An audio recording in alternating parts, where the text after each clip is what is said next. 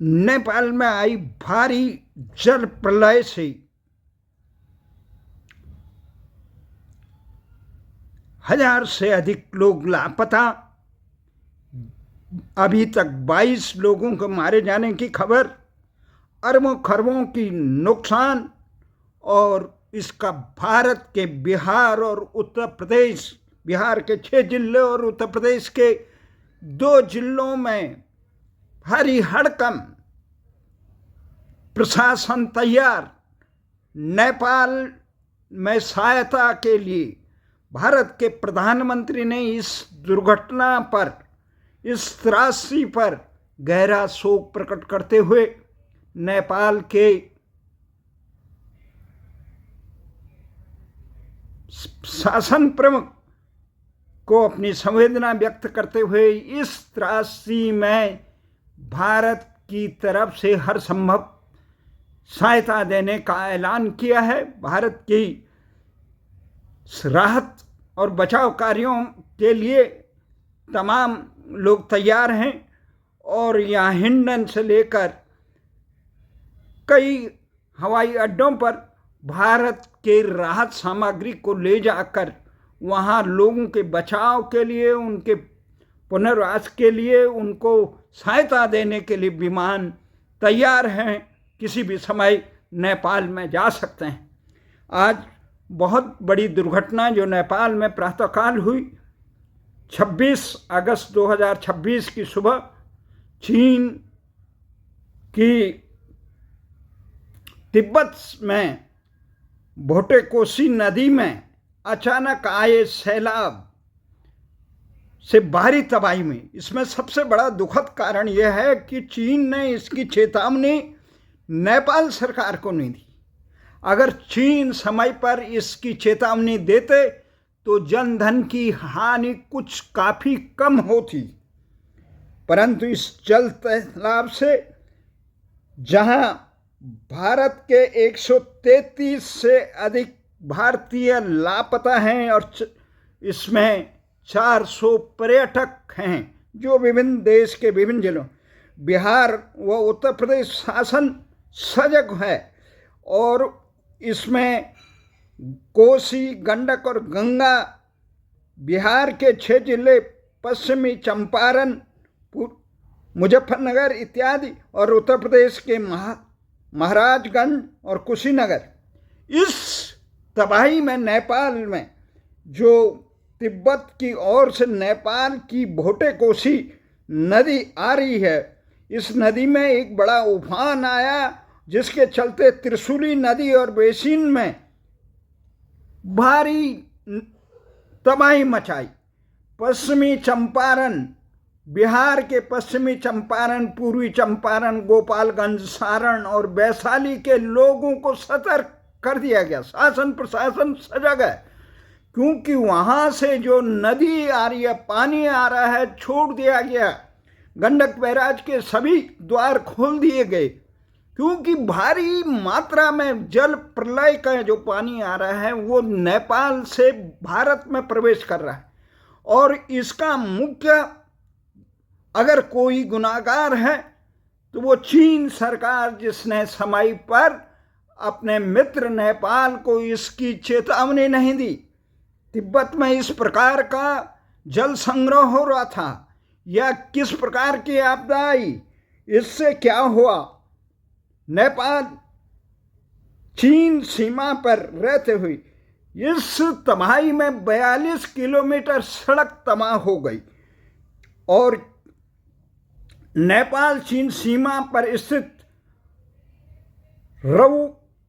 Rasuwagadhi border crossing में चीनी हिस्से पे बने इमिग्रेशन ऑफिस का जो फुटेज सामने आ रहे हैं, उस फुटेज को देख के आम आदमी की रूह कांप जाए।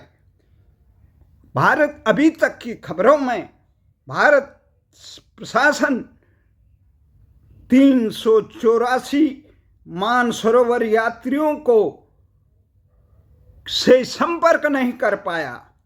ये इसमें कई मकान, बुनियादी ढांचे को नुकसान हो गया, भीषण बाढ़ आ गई, कई पुल, मकान तबाह हो गई। रसवा, गढ़ी, चिलमे और त्रिशूल सहित अनेक प्रमुख जल विद्युत और ट्रांसमिशन केंद्र क्षतिग्रस्त हुए, जिससे कई इलाकों में बिजली ठप हो गई। राहत और बचाव काम के लिए प्रशासन नेपाल के प्रधानमंत्री बालेन्द्र शाह ने आपात बैठक बुलाई और बचाव कार्य लिया। भारत ने नेपाल सीमा पर लगे अपने इलाकों में काफ़ी सतर्कता बरती। विनाशकारी सैलाब से, जल प्रलय से बचाव के कार्यों को बचाने के लिए कई प्रकार से इसमें अनेक देशों के पर्यटक लापता हैं। इनमें जो तबाही बताई जा रही है उसमें अमेरिका के भी 291, 3 अमेरिका के 291 विदेशी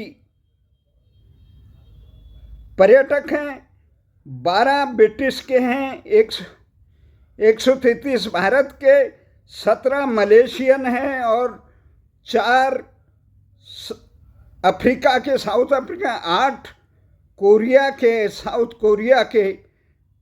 तो इस प्रकार एक बड़ा तबाही मच गई। इस तबाही का एक चेतावनी, पूर्व चेतावनी, भारत को भी सबक लेना चाहिए।